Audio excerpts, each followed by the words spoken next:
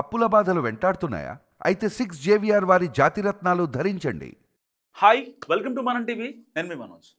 Donald Trump అగ్రరాజ్యపు అధినేత వెనక్కి తగ్గాడు భారతదేశం విషయంలో. నిజంగా అదేంటి డొనాల్డ్ ట్రంప్ వెనక్కి తగ్గడం ఏంటని చెప్పి చాలామందికి డౌట్ రావచ్చు. నిజంగానే ట్రంప్ వెనక్కి తగ్గాడు. మరి సుంకాల విషయంలో తగ్గుతాడా, లేదంటే వీసాల విషయంలో తగ్గుతాడా? సుంకాల వీసాల ఏంటనేది ఇంకా క్లారిటీ రాలేదు. బట్ మోడీ గారితో ట్రంప్ గారు మీట్ అవ్వాలని చెప్పి అమెరికాలో వైట్ హౌస్లో కూర్చొని చాలా గట్టిగా డిసైడ్ అయ్యారట. సో ఇప్పుడు పిఎంఓ ఇక్కడ ఢిల్లీలో పిఎంఓ ఆఫీస్కి కంటిన్యూస్గా మెయిల్స్ అండ్ కాల్స్ వస్తున్నాయి. మోడీ గారిని ఎలాగైనా మేము కలవాలి, మేము మీట్ అవ్వాలి, మాట్లాడేది ఉంది, మాట్లాడుకుందాం. సో ఇప్పటిదాకా మేము కొంచెం దుందుడికి ధోరణితో వెళ్ళాము, అది మాకు అర్థమవుతుంది. సో మేము మాట్లాడి కొన్ని ఇష్యూస్ని మేము రిజాల్వ్ చేస్తాం అనేది అక్కడ వైట్ హౌస్ వర్గాల నుంచి వస్తున్న మాట. మొన్న రీసెంట్గా ఒక జర్మన్ ఆర్టికల్ ఏం రాసిందంటే, ఇది నా అనాలిసిస్ ఏం కాదు, నేను చెప్పింది ఏం కాదు, ఒక జర్మన్ ఆర్టికల్ అక్కడ ఒక మీడియా సంస్థ ఏం రాసిందంటే, వైట్ హౌస్ ఇక్కడ ఇండియాలో ఉన్న పిఎంఓ ఆఫీస్ని తెగ రీచ్ అవ్వాలని చూస్తుంది అని చెప్పి రాసింది. వాస్తవానికి కొన్ని సుంకాలు వాటి విషయంలో మనం ఇప్పటికీ చర్చ జరుపుతున్నాం అమెరికాతో. ఎందుకంటే ఫస్ట్ వాళ్ళు 25% మన మీద సుంకాలు ఎక్స్ట్రా ఛార్జ్ చేశారు. ఓకే సర్లే, మనోడేలే పెద్దన్న, ఈ యుద్ధాల గురించి కూడా ఆపుతున్నాడు కదా, ఓకే భారత్ పాకిస్తాన్ యుద్ధం జరుగుతుంది నేను ఉన్నా అని చెప్పి మాట్లాడాడు.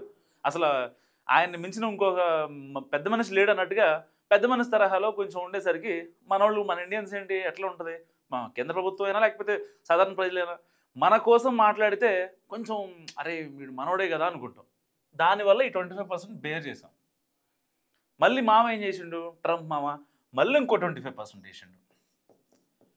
ఎందుకు ట్రంప్ మామ మరి అట్లా వేసినాం అంటే, దానికి మామ చెప్పింది ఏంటి, జరిమానా అంట. జరిమానా దేనికి? రష్యా దగ్గర మనం చమురు కొనుగోలు చేస్తున్నాం కదా, దానికి జరిమానా అంట. జోడించు కొట్టేవాడు పుతిన్. నిజంగా ఒకవేళ వాళ్ళకి గనక విధిస్తే జోడించుకొని కొట్టేవాడు మన ట్రంప్ మామని. అలాంటిది మనం భరించాం, ఇక్కడ భరించాం, ఇక్కడ భరించాం. సో ఇక మోడీ గారికి మెంటలెక్కిపోయింది. అంటే ఇంకెన్నాళ్ళు భరించాలి అనే ఒక ఆలోచనతో చాలా స్ట్రాటజికల్గా మూవ్ అయ్యారు.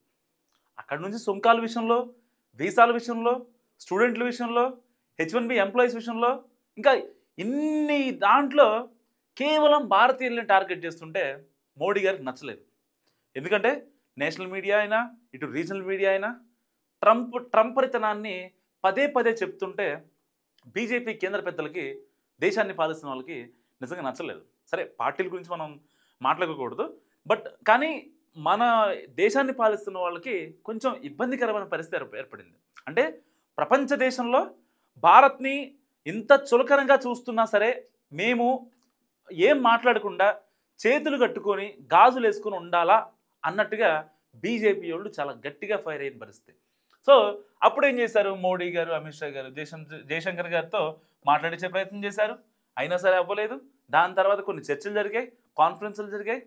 ఈవెన్ పిఎంఓ ఆఫీస్ నుంచి కొన్ని వెళ్ళిన మెయిల్స్ ఏవైతే ఉంటాయో, సో ఈ పర్టికులర్ సుంకాల విషయం, ఈ 25% అప్పుడు వెళ్ళినాయి గట్టిగా మెయిల్స్, ఈ 25% అప్పుడు వెళ్ళిన ఏ మెయిల్కి కూడా ప్రాపర్ రెస్పాన్స్ రాలేదు తెలుసా వైట్ హౌస్ నుంచి.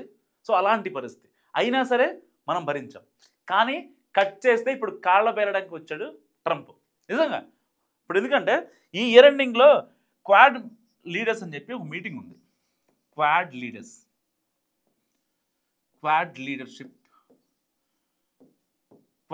అని చెప్పి ఒక మీటింగ్ ఉంది.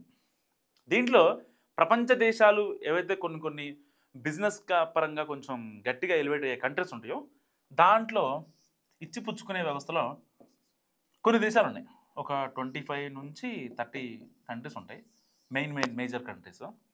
సో వీళ్ళు మాత్రమే భాగస్వాములుగా ఉన్నారనమాట. ఈ 25-30 కంట్రీస్తో చర్చలు జరుగుతున్నాయి ఇప్పుడు. ఈ ఇయర్ ఎండింగ్లో ఉంటుందా లేకపోతే ఎప్పుడు ఉంటుందా అనేది తెలీదు. బట్ ఇప్పుడు ఈ ఇయర్ ఎండ్ కనుక ఒకవేళ మిస్ అయితే నెక్స్ట్ ఇయర్ స్టార్టింగ్లో బిఫోర్ సంక్రాంతి ఒక మీట్ ఉంటుంది. ప్రపంచ దేశాల అధిపతులు, కొంతమంది పెద్ద పెద్ద బిజినెస్ మ్యాగ్నెట్స్ వాళ్ళు వీళ్ళు వచ్చి కూర్చుంటారు అనమాట, మాట్లాడుకుంటారు.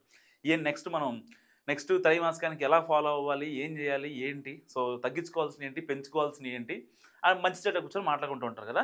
సో ఆ మీటింగ్కి ఇటు మోడీ, ఇక్కడ ట్రంప్ వస్తారని చెప్పి ఆశిస్తున్న పరిస్థితి. సో ఇప్పటికే అక్కడ వైట్ హౌస్ నుంచి మన దేశానికి కొన్ని మెయిల్స్ వస్తున్నాయి పిఎంఓ ఆఫీస్కి.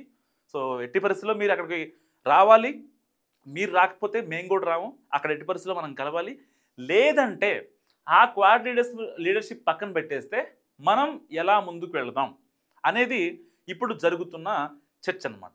సో దీనికి సంబంధించి ఇప్పటికే మన మీద సొంకాలు వేసినా సరే మనం దేనికైనా రెడీగా ఉన్నాం. కాళ్ళ బేరానికి వచ్చిన తర్వాత అమెరికాలో ఉన్న వ్యవసాయ ఆధారిత ఏదైతే ప్రొడక్ట్స్ ఉంటాయో ఆ ప్రొడక్ట్స్ మొత్తాన్ని కూడా ఇండియాకి పంపిద్దామని చెప్పి ట్రంప్ చాలా నెక్స్ట్ లెవెల్ స్ట్రాటజీతో ఉన్నాడు ట్రంప్ మామ. సో ఇప్పుడు ఎలాగైనా ఆ 25% ఎందుకు విధించాలంటే చెప్పి రష్యాతో మీరు చమురు తీసుకుంటున్నారు, అది నాకు నచ్చలేదు, దానికి జరిమానాగా నేను ఈ 25% విధించాను. అయినా సరే భారతదేశ ప్రభుత్వం ఏం చేసింది, ఓకే యాక్సెప్టెడ్ అని చెప్పి ఇక్కడున్న రైతులు ఎవరైతే ఉన్నారు, మత్స్యకార రైతులు కావచ్చు, వస్త్ర విషయంలో కావచ్చు, అన్ని రకాల బిలో పోవర్టీ ఉంటారు కదా, వాళ్ళ కోసం ఆలోచించి మన మోడీ గారు ఏం చేశారు, ఓకే ఇబ్బంది ఏం లేదు, మీరు కానివ్వండి, మీరు చేయాల్సింది మీరు చేయండి, మేము చేయాల్సింది మేము చేస్తాం అని ఆయన ఒక రైట్ ఇండికేషన్ ఈ ఒక్క అమెరికాకి కాదు ఈవెన్ ఎంటైర్ వరల్డ్ వైడ్ కంట్రీస్కి ఇచ్చేశారు మోడీ గారు. సో దాని తర్వాత కొన్ని కాన్సిక్వెన్సెస్ జరిగాయి. ఇటు చైనా అధ్యక్షుడు, అక్కడ రష్యా అధినేత ఆయన పుతిన్ గారు, ఇంకా మోడీ గారు, వీళ్ళు ముగ్గురు కలిసరికి మోడీకి మండిపోయింది. సో ప్రపంచవ్యాప్తంగా మరో కూటమి ఏర్పడిద్దా అన్నట్టుగా ట్రంప్కి కొంచెం అర్థమైంది. దాని తర్వాత కొంచెం జంకాడు. మళ్ళీ ఏం చేశాడు, దాని తర్వాత ట్రంప్ తగ్గాడు అని అనుకున్న టైంలోనే మళ్ళీ ఒకసారి తాజ్పావంలాగా లేచి నిలబడ్డాడు. మళ్ళీ ఏమన్నాడు, ఈ H1B వీసా విషయంలో $1,00,000 కడితేనే, లేదంటే లేదన్నాడు. మళ్ళీ తర్వాత అక్కడ ఉన్న స్టూడెంట్స్ మీద పడ్డాడు, కొంతమందిని వెనక్కి పంపించే ప్రయత్నం చేశాడు.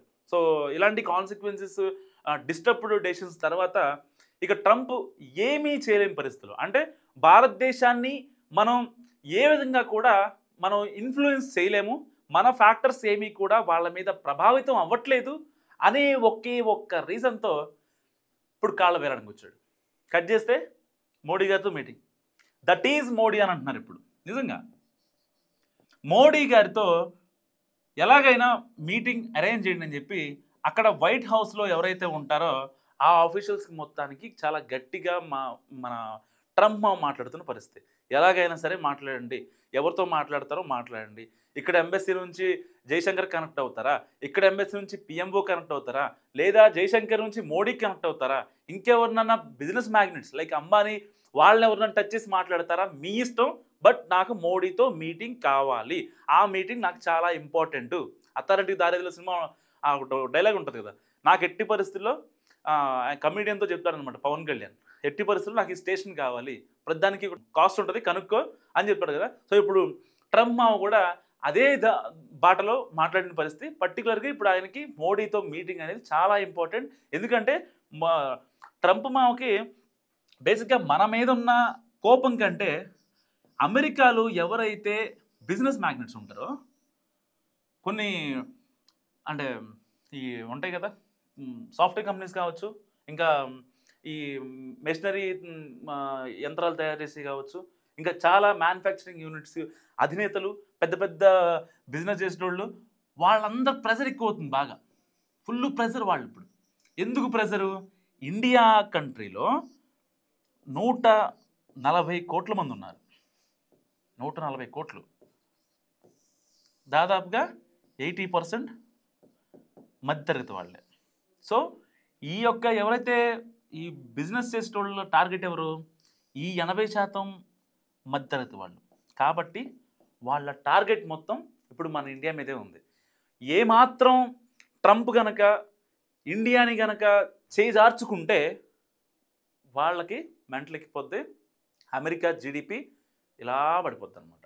ఇప్పటికే ట్రంప్ తీసుకున్న కొన్ని నిర్ణయాలతో అక్కడున్న ఎవరైతే లోకల్ సిటిజన్స్ ఉంటారో అమెరికాలో వాళ్ళంతా బయటకు వచ్చి ఆందోళన చేస్తున్నారు. ట్రంప్ తీసుకున్న నిర్ణయాలు కరెక్ట్గా అని చెప్తున్నారు. చాలామంది ఆయన పొలిటికల్గా ఉన్న ఆయన ప్రత్యర్థులు కూడా ప్లకార్డులు పట్టుకొని నిరసనలు ఆందోళనలు తెలుపుతున్న పరిస్థితి. సో ఇటుపక్క బిజినెస్ మ్యాగ్నెట్స్ కూడా వచ్చి ఇట్లా కాదు ట్రంప్ గారు, ఇది చేయండి, మీకు ఇండియాతో గొడవద్దు, మన టార్గెట్ వాళ్ళే, వాళ్ళు ఇక్కడికి రావాలి, మన ఐటీ పెరగాలి, మనం ఎదగాలి, సో వాళ్ళతో గొడవద్దు అంటూ ట్రంప్కి చాలా నీట్గా ఎక్స్ప్లెయిన్ చేసిన పరిస్థితి. సో ఇన్ని రోజులుగా అజ్ఞాతంలో ఉన్న ట్రంప్ ఒక రకంగా ఇప్పుడు బయటకు వచ్చి ఒక క్లియర్ కట్ డెసిషన్తో మోడీతో ఎలాగైనా మీటింగ్ జరపాలని ఫిక్స్ అయ్యాడు.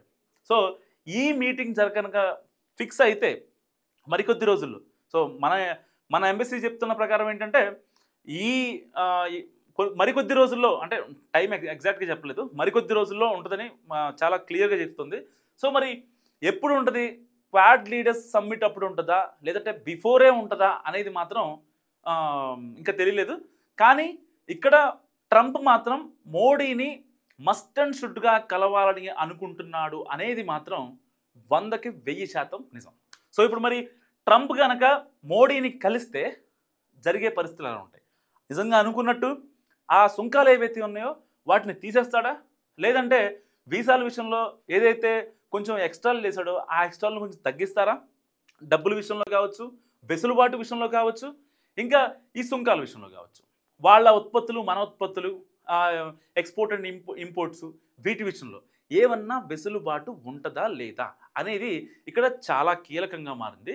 సో మరి ట్రంప్ మోడీ మీటింగ్ జరిగి నిజంగా అభివృద్ధి వైపు పయనిస్తే ఓకే, ఇంకా ట్రంప్ మాత్రం ఆ ఇగోల గురించి వాటి గురించి అవన్నీ మనసులో పెట్టేసుకొని ఇంకా ఏదో సాధించాలి, ప్రపంచ దేశాలపై పర్టికులర్గా భారతదేశాన్ని ఇబ్బంది పెట్టాలి అని ఆలోచిస్తే కనుక నిజంగా మన దేశం మాత్రం ఎట్టి పరిస్థితిలో ఒప్పుకోదు, అండ్ మోడీ గారు పర్టికులర్గా ఎట్టి పరిస్థితిలో ఒప్పుకోరు. సో వాళ్ళు ఆల్రెడీ మాట్లాడదామని అడుగుతున్నారు కాబట్టి ఇక్కడి నుంచి ఆల్రెడీ మనం ఏం అడగాలి, వాళ్ళ రిప్లైస్ ఎలా ఉంటాయి అనేది కూడా మన దేశం ఇప్పటికే పిఎంఓ ఆఫీస్ ఇప్పటికే ఒక క్లియర్ డ్రాఫ్ట్ కూడా రెడీ చేసింది. సో దాన్ని బట్టి మీటింగ్ ఉంటుంది. సో మరి మోడీ గారు ఎప్పుడు యాక్సెప్ట్ చేస్తారు ఏంటి అనేది కూడా మనం వేచి చూడాల్సి ఉంది. సో ఈ వీడియో గురించి మీరేమనుకుంటున్నారా కామెంట్ రూపంలో చెప్పండి. చూస్తూనే ఉండండి మనం టీవీ.